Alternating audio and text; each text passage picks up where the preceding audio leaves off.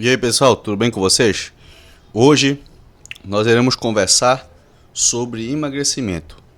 Na verdade, não é algo direcionado para emagrecimento, e sim para algo no que diz respeito aos motivos fisiológicos que fazem o emagrecimento ele ser difícil a médio e longo prazo. Então, por exemplo, uma pessoa que perdeu peso, né? A gente sabe que perder peso é diferente de emagrecer, mas a gente vai falar aqui realmente de perda de peso em si, que é o que o nosso cérebro, o nosso organismo, ele consegue detectar de maneira mais, vamos dizer assim, contundente, ok?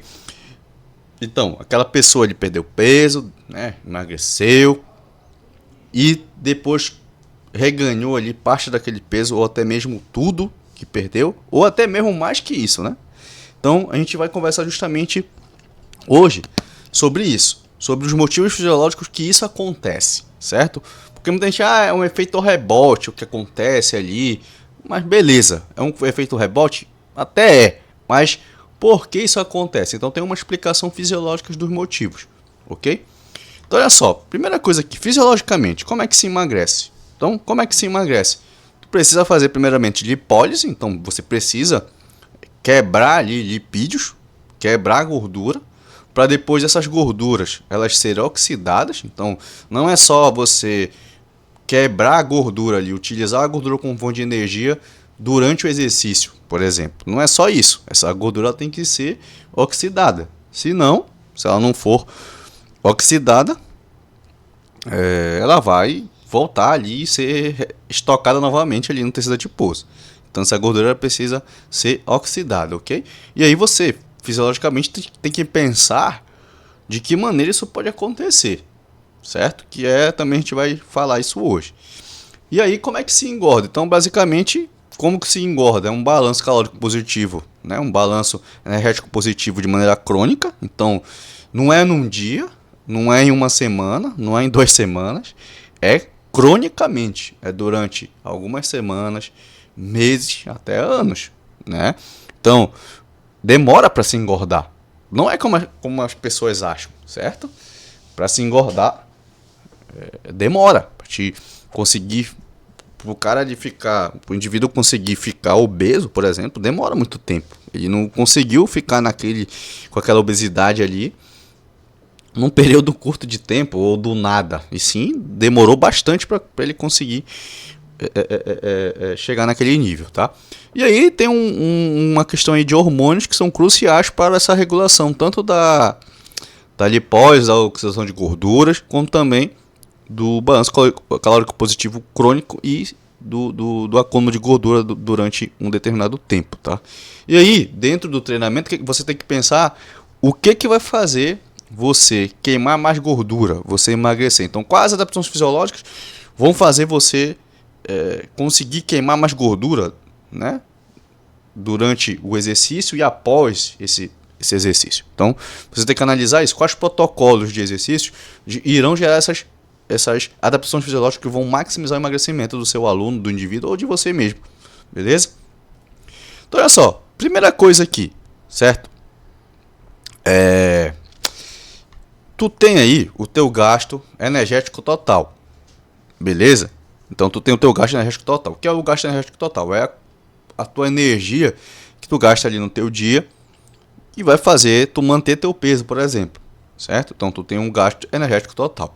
Só que aí você tem, dentro desse gasto energético total, tu tem as variáveis que compõem o gasto energético total, né? Um dos componentes é esse cinza aqui, que é o gasto energético da atividade física. Então, por exemplo, tudo que tu faz fisicamente, por exemplo, se você faz musculação, se você faz treinamento de endurance, que é o treinamento aeróbio, se você vai para o seu trabalho caminhando, se você fica subindo escada e descendo, certo? Se você faz caminhada diária, anda muito, então tudo isso entra dentro do quê? Do gasto energético total. Beleza? Então, olha só, do lado esquerdo aqui tem um indivíduo que é sedentário e aqui tem um indivíduo que não é sedentário, tem um indivíduo aqui que é fisicamente ativo. Por mais que esse cara seja fisicamente ativo, olha só, ele tem no máximo aqui 30% de gasto energético da atividade física.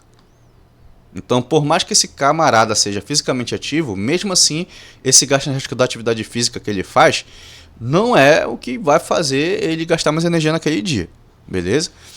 Tu tem aqui 10%, outro componente aqui, que é 10%, que é o teu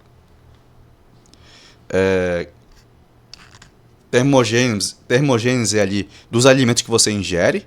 Então, por exemplo, se você come um bife, esse bife, para digerir, ele também gasta energia. Então, ele tem uma termogênese que gasta energia ali para ele ser digerido. Mas isso é 10% também. Não tem tanta relação com o acúmulo de gordura ou a perda de peso e o emagrecimento, ok?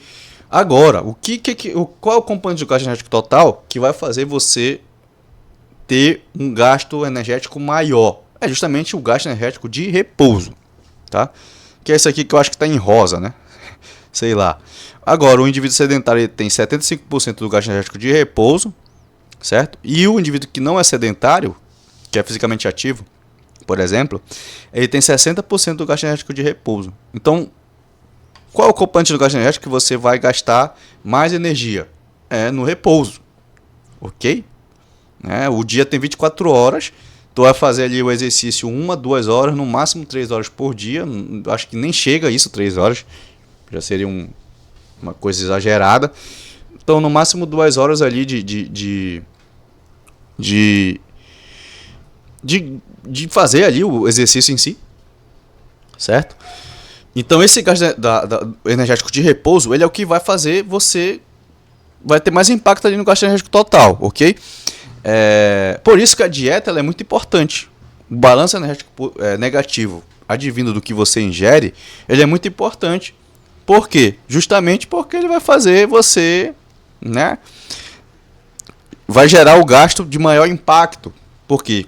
Por causa do que eu acabei de explicar aqui sobre gasto energético de repouso. É onde você vai, entre aspas, né, ter mais impacto ali no teu gasto energético total. Beleza? Porque você precisa saber disso. Porque é aqui é nesses cálculos aqui que vão fazer você emagrecer ou não, né? Beleza. E aí, por exemplo, quando tu ingere um alimento, tem uma secreção aí de insulina. Essa insulina, ela promove ali interação e ativação de neurônios que vão você ficar mais satisfeito, né? Então, é meio que você comeu ali, você tem um disparo ali de insulina e uma maior sensação de saciedade. E aqui esse hormônio aqui, por exemplo, que é a grelina, que está ao nosso lado esquerdo aqui, ele aumenta a fome. Só que quando você acaba de comer, ele diminui. E aí você fica sem sentir fome. Quando você, por exemplo, está em jejum, a insulina está baixa e a grelina está alta. Então você vai começar a sentir fome porque esse hormônio ele aumenta o seu apetite. Beleza? Então olha só, porque a longo prazo é difícil se manter em déficit calórico. Porque basicamente a tua fome aumenta. Certo? Então com o tempo, o que vai acontecer? A tua fome vai aumentar e quando a sua fome aumenta, você tende a ingerir mais calorias. E o que acontece também? O teu gasto energético ele diminui, né? Então olha só, presta atenção. Bora pegar aqui esse exemplo aqui, ó. Estava usando aqui para dar uma aula. E aqui eu vou apagar esse texto para mostrar para vocês. Vou dar um exemplo aqui bem rápido para vocês entenderem, tá? Nada demais aqui, só para vocês entenderem o exemplo. Vamos dizer que para manter o teu peso tem que comer 2.000 calorias. Então se você quer emagrecer, você tem que gerar um déficit energético. Então tu vai ter que comer agora diariamente 1.500 calorias. Só que agora tu emagreceu. Tu perdeu peso também, certo? Tu perdeu peso e também emagreceu. Só que teu gasto energético aí diminuiu, ele não é mais 2.000. Agora o teu gasto energético total é 1.500. Então se você continuar comendo 1.500, você não vai mais emagrecer. E o que vai acontecer também? Né? O que eu acabei de mostrar para vocês. A sua fome vai aumentar e a tua taxa metabólica basal também vai diminuir, certo? Então agora você está sentindo mais fome e está comendo mais. O que vai acontecer? Isso a longo prazo vai fazer você aumentar, obviamente, o seu apetite e aumentar a ingestão energética. E aí você come cada vez mais. E aí, o que faz você engordar a médio e longo prazo? É justamente isso, é você começar a comer mais. Então você estava em balanço energético positivo, não está mais, e a tua fome está aumentada. Então você começa a ingerir mais energia.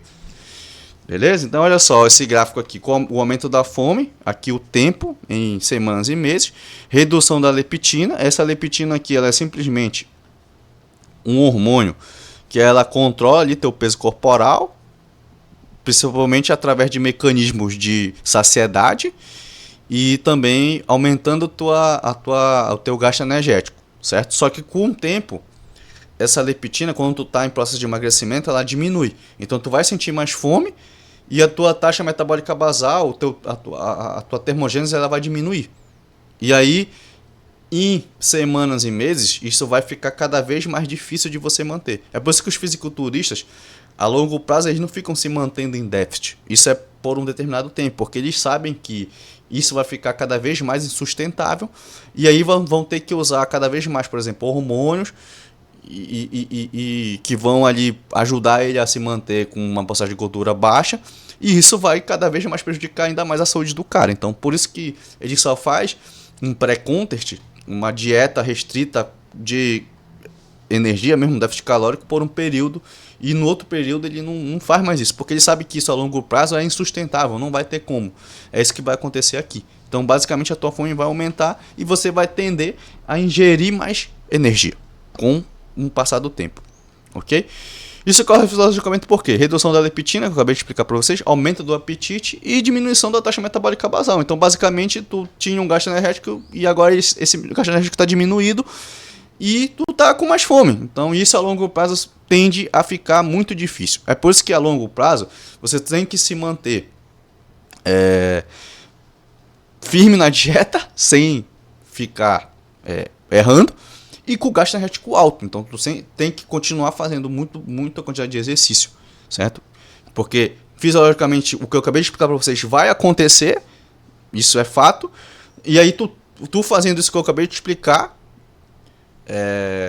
vai fazer você atenuar esse processo. Porém, saiba que isso é difícil, entendeu? É por isso que a maioria das pessoas reganham peso novamente. Então olha só, esse trabalho aqui mostra que as adaptações metabólicas hormonais são persistentes por longo período após a perda de peso. Então esse aumento do apetite ele continua por longo período, tá?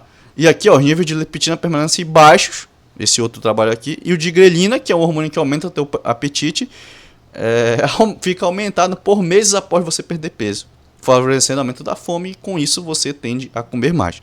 Então basicamente é por conta desses processos fisiológicos que a longo prazo fica muito difícil se manter com a perda de peso que você perdeu, e obviamente você tende a comer, né? A longo prazo você tende a ingerir mais energia, e isso é o principal problema para você reganhar o peso que você perdeu, tá?